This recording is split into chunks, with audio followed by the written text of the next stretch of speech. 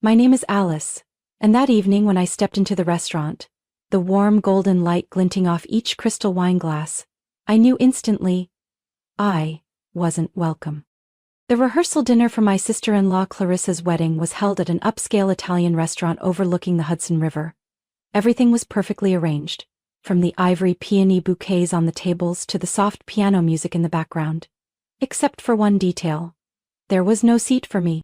I stood in the middle of the reception hall feeling invisible. A few guests gave me once-overs then looked away, as if I were a server who showed up at the wrong time. I looked around for the name board, nothing. On the long table draped in silk were handwritten name cards, elegant and dripping in favoritism. Mine wasn't one of them. Clarissa stood up from the head of the table, her champagne-colored satin dress hugging her body like it was tailor-made for that smug moment. She held her wine glass and walked toward me, her voice syrupy sweet and sharp as a blade. Alice, oh my gosh, you came? We only reserve seats for the people actually in the ceremony. A few quiet chuckles rose from the group behind her, mostly friends of my husband's family from the finance world, people who preferred investment jargon over eye contact. I turned to look at Ethan, my husband, who was standing by the bar with his parents. He didn't look at me. Not a glance, not a step toward me. He raised his glass to an older man in a pinstripe suit and laughed, as if I wasn't being publicly humiliated. Do you want me to repeat the invitation? Clarissa went on, tilting her head slightly. I'm sure you understand this is a family-only gathering. I felt my spine stiffen, my heart thudded with a cold rhythm. I'd put up with Clarissa for 3 years, the side eyes, the fake compliments laced with hidden insults, but this time she did it in front of both families. And Ethan just stood there, acting like nothing was happening. I smiled, a small smile steady and calm. Of course, maybe I should go freshen up a bit. I turned away, my heels tapping against the marble floor. No one stopped me, no one asked if I needed anything, but inside me something shifted. I didn't leave the party, I just stepped outside, stood on the balcony overlooking New York City glowing beneath the skyline. The night breeze brushed against my cheek, snapping me out of the haze. I opened my clutch, took out my phone and sent a short message. No fluff, no repetition. That message was the ignition switch for everything Clarissa couldn't begin to imagine. 6 days after the rehearsal dinner, I walked into the annual Harper Foundation Gala, an event that gathered nearly all of the East Coast elite. The party was held at the Museum of Modern Art in New York, beneath dazzling crystal chandeliers, with chamber music so perfectly curated it might as well have been synced to the stock portfolios of the guests. Clarissa was one of the co-hosts this year. She wore a deep red gown clinging to her like ambition, with a diamond bracelet big enough to reflect light across the room. Beside her stood her father, Charles Whitaker, chairman of Whitaker Holdings, the 4th largest real estate firm in the country, and the man who always treated me like a tacky accessory his son Ethan had mistakenly brought home. But that night the most important person wasn't Clarissa or Charles, it was Franklin Hawthorne, the gala's main sponsor and the legendary CEO of Hawthorne Group, a venture capital firm managing billions in rotating investments across the U.S. I knew Franklin wasn't there out of goodwill. He was the type who never stepped out of a car without knowing exactly whose hand he'd be shaking at the end of the room. And I also knew Clarissa was gunning for a communications director's seat at Hawthorne's charity foundation, the one she called the last golden ticket to cement her status as a modern woman of the century icon. Around 8:00 p.m. Clarissa took the stage, lifting a glass of champagne. The room fell silent. I'd like to extend my deepest gratitude to Mr. Franklin Hawthorne, she began, her voice sweet like chocolate ganache with a spiky aftertaste. What an honor it is to have you here. The investment eagle, Forbes, once called the eye that never sleeps. A few polite chuckles. Clarissa smiled and then twisted the knife. I used to think that nickname meant you were always alert, but now I'm thinking, maybe you just don't need sleep. With the number of companies Hawthorne Group acquired last year, I doubt you've had time to nap. The temperature in the room visibly dropped. Franklin gave a faint smile, but his eyes didn't. Oh, and of course, Clarissa added, with vision like that, who else could have bought out a whole hospital system and turned it into a chain of luxury wellness spas? No one laughed this time. Just the soft clink of a glass against a plate. I caught Charles Whitaker's eye, His face had gone pale, his fingers gripped his wineglass so tight they turned white. Franklin stood up, he walked away without saying a word. Clarissa probably thought she was dazzling the room with New York Times-worthy wit, but she had just done what even Wall Street veterans feared, publicly mocking Franklin Hawthorne. I felt a chill down my spine, but not from fear.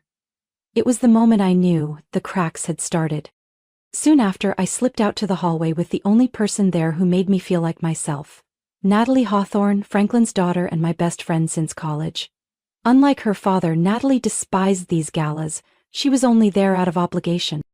"She seriously thinks that scored her points?" Natalie whispered, dry sarcasm in her tone. I stayed silent. "My dad's never going to forget this," she added.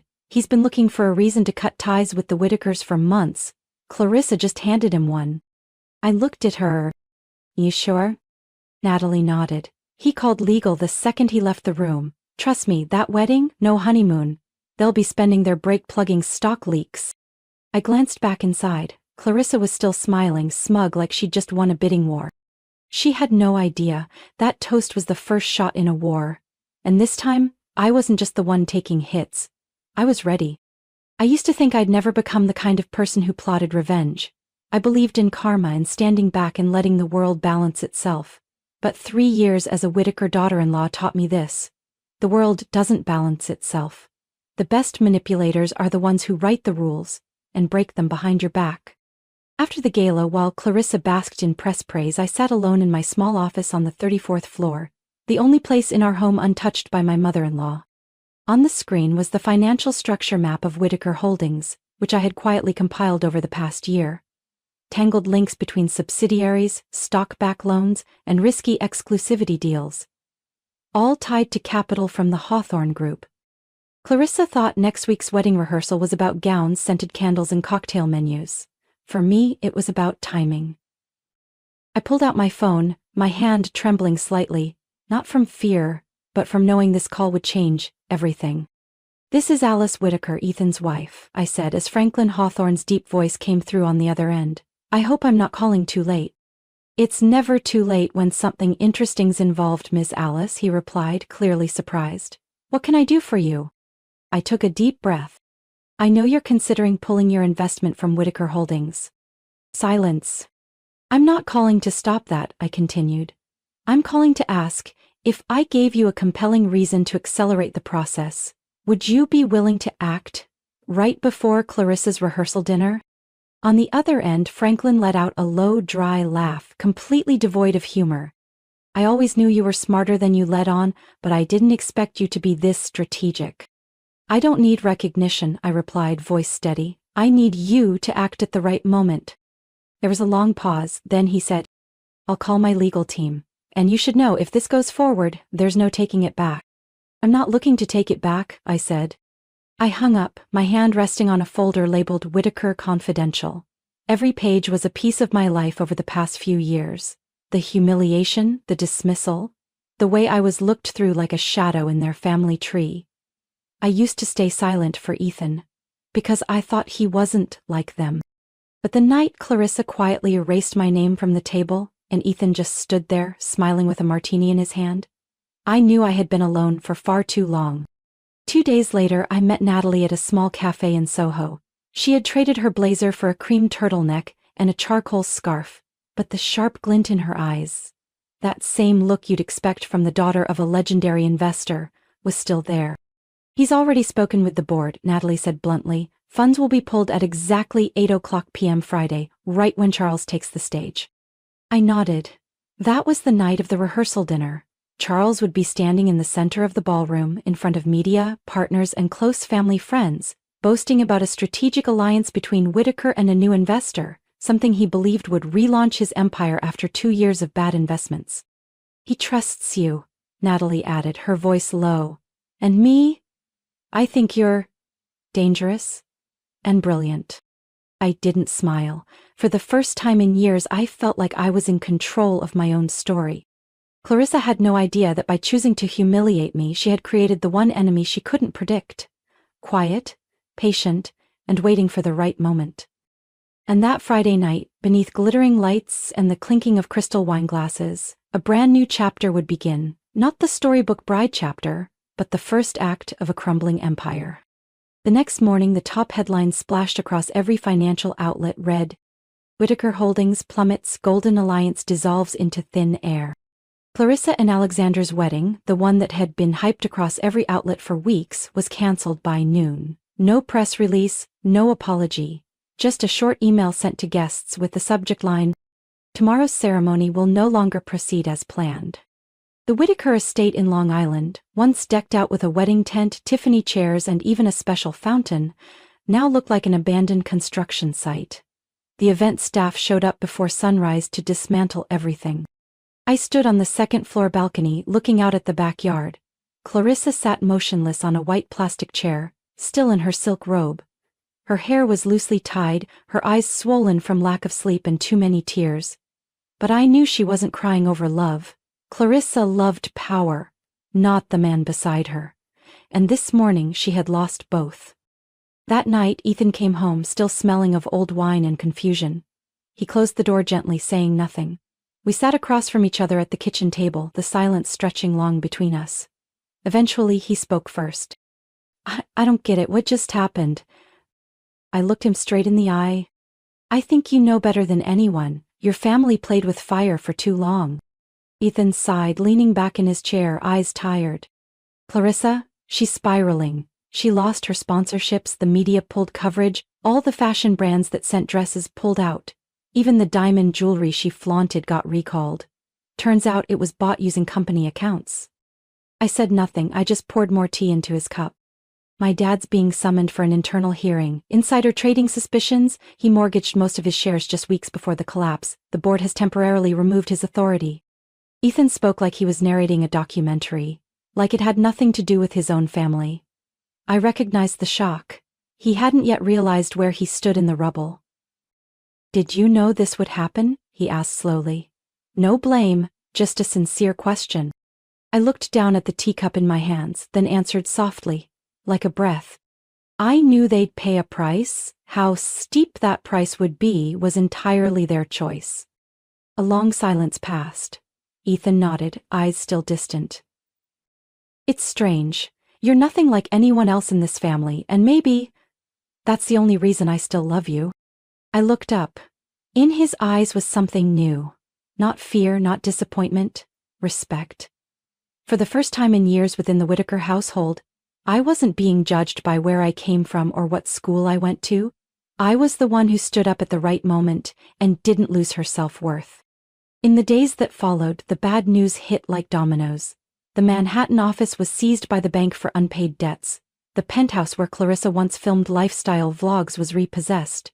She wiped her social media clean after her so-called friends unfollowed her, deleted group photos and gave exclusive interviews to tabloids, saying, Clarissa was never truly genuine. Then came a call from Natalie. She invited me to lunch at a small restaurant in Brooklyn. When I arrived, she placed a small navy velvet box on the table. From my father, she said. He said this is a reward for the only person in the Whitaker family who actually understood the market. I opened the box. Inside was a silver fountain pen, the nib etched with intricate patterns. On the inside of the cap a phrase was engraved. Patience is a kind of wisdom. I smiled and tucked the pen into my coat pocket, not because I needed a reward, but because I knew this was the final recognition, and the one that truly mattered. 3 weeks after Whitaker Holdings officially declared bankruptcy, I returned to the Long Island mansion one last time. The house, once filled with fresh flowers, crystal glasses, and cheerful brunches, was now empty, hauntingly still. The artwork had been taken down, the wine cabinet was bare, and the only sound echoing through the halls was the shuffling of movers. Upstairs I found a mahogany box neatly placed in the corner of Clarissa's bedroom. Inside were the jewels she once used to cement her status. Black Tahitian pearl necklaces, an 8-carat emerald ring once featured in Harper's Luxe, and sapphire earrings that had caused a stir at the Hamptons Gala. I lifted each one, feeling the weight not of the precious metals but of what they once symbolized, a world built on arrogance, deceit, and cold ambition. I didn't keep them. I brought everything to the headquarters of HopeWorks Foundation, a scholarship fund for underprivileged children. When I handed the box to the CEO, she looked at me in disbelief. Are you sure? Each piece could go for 6 figures at auction. I nodded. Use them to create something that actually matters. A week later, I received a thank you letter. The pieces would be featured in the spring charity auction. For the first time, they wouldn't be worn behind closed doors. They'd be in the spotlight, no longer symbols of status but of opportunity. Ethan and I moved out of our luxury Manhattan apartment and into a 2-story red crumb home in Brooklyn. No concierge, no brass elevator, just a small yard, a few potted plants, and the sound of kids biking down the street. And yet, I felt more at peace than ever. Ethan resigned from Whitaker shortly after the company was officially dissolved. He was offered a teaching position at a private business school in Brooklyn. Not glamorous, but enough to make him smile each morning as he walked out the door. As for me, I began rebuilding my career, not in anyone else's shadow, but from the ground up, for the first time, truly. I called Natalie. I'm thinking of starting an independent financial consulting firm, I said as we sat at the cafe on the corner, focusing on transparency, ethics, and supporting small businesses. Natalie tilted her head, her eyes lighting up. The next day, I received an email from Lambert Enterprises. Sender, man. I believe in intentional beginnings. My door is always open to those who choose a different path. Horizon Strategies was born that February, a name Ethan came up with, meaning always looking forward. Our first office had just 4 people, 2 recycled wood desks and a noisy coffee machine, but I had never seen a space more full of hope. Natalie, now officially the CEO of Lambert Enterprises after Damon stepped into the chairman role, was the first to sign a strategic partnership with us. Lambert didn't need new partners, but they chose us for one reason. They believed in work rooted in real values, not manipulation. Under Natalie's leadership, Lambert entered a new era, quieter, deeper, more human. Meanwhile, Horizon began earning trust from family businesses, tech startups, and nonprofit organizations, those long ignored by the financial world dominated by names like Whitaker. One day, I asked Natalie, "Do you think we're doing the right thing, not playing the games the old world thrives on?" She just smiled. "Alice, sometimes changing the world starts with refusing to follow it." That night, I sat on our tiny second-floor balcony, watching the streetlights flicker below, a cup of tea in hand. Ethan came up behind me and draped a thick knit cardigan over my shoulders. "You've got that meeting with the micro-investment group tomorrow, right?" I nodded. "They manufacture toys for kids on the autism spectrum. No one will lend to them, but I think they deserve a shot." Ethan smiled. "If anyone understands how to give people a chance at the right moment, it's you." A breeze rustled through the trees. I looked up at the dark sky. No stars, but completely peaceful. 3 months after Horizon Strategies officially launched, I received an unexpected call from an international number. When I picked up, I heard Charles Whitaker's voice. Lower, raspier, and surprisingly stripped of arrogance. "Alice, thank you for picking up. I'm not calling to ask for anything. I just wanted to say, I was wrong." I said nothing, not out of anger, but surprise. This was the man who once looked at me like I was the only stain on his family's perfect portrait. "I'm living with my brother in Vermont," he continued, "doing freelance consulting, writing strategic reports for a few startups. They don't know I once ran a billion-dollar company. They just see an old man who listens." His voice hesitated for a moment, then continued. "I thought I taught Clarissa everything she needed, but I never taught her how to lose. And then she lost, the hard way. Now, she's starting over." I had heard about Clarissa. After being cut off by her friends and abandoning her social media, she was sent to a finishing school in Lausanne, Switzerland, a place that trained heiresses in poise and silence. Not everyone would understand, but I did. For Clarissa, it was a psychological sentence. Charles sighed. "I don't expect forgiveness. But if someday you think I'm worth it, let me know." The call ended in silence, but for me it was a quiet closure. No resentment, no debts to settle. Just a man learning how to step down from his throne on his own feet. That spring, Zoe sent a wedding invitation to Ethan and me. The ceremony took place in a small garden at the Museum of Modern Art, the place where they first met during a charity fundraiser. No ball gown, no drone cameras, just an intimate gathering of close friends under blooming cherry blossoms.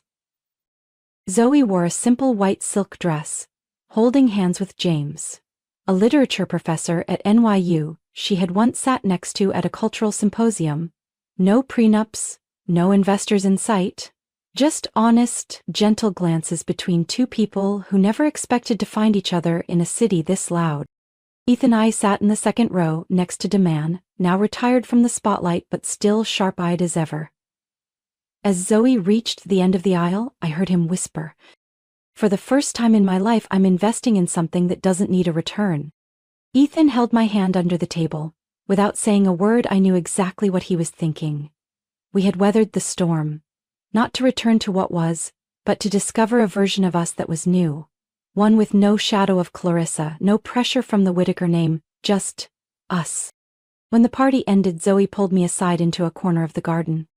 "I still have the letter you sent last year. The one where you said you wanted to change how the world treats those seen as not good enough. You did it, Alice." I chuckled softly. "Not quite, but I've learned I no longer need anyone else to define me." Zoe handed me a small box. Inside was a delicate necklace with a compass pendant. "To remind you, the right direction isn't always marked on someone else's map." That night, as Ethan and I returned to Brooklyn, light rain had just fallen. We stood by the window watching droplets collect on the glass. Everything felt still, peaceful. Ethan placed a hand on my back. "You know something? I never thought I'd be happy walking away from the old world, but because of you, I've learned how to begin a new chapter." I smiled and rested my head on his shoulder. "I don't need fame, I don't need applause. What I have and choose to hold on to is a life that's real. A life where I don't have to ask anyone's permission to exist, where I can build good things in my own way.